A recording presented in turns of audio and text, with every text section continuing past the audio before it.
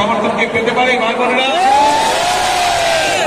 ভাই বোনেরা, আমি হচ্ছে আপনাদের এই এলাকার ছেলে, এই এলাকার সন্তান।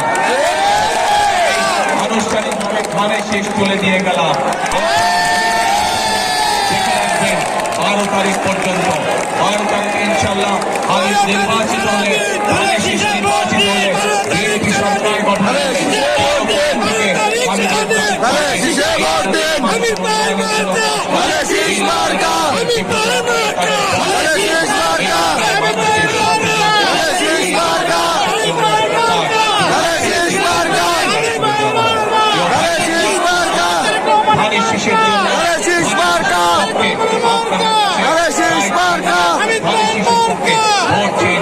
আজকে আমি আমার বক্তব্য শেষ করছি।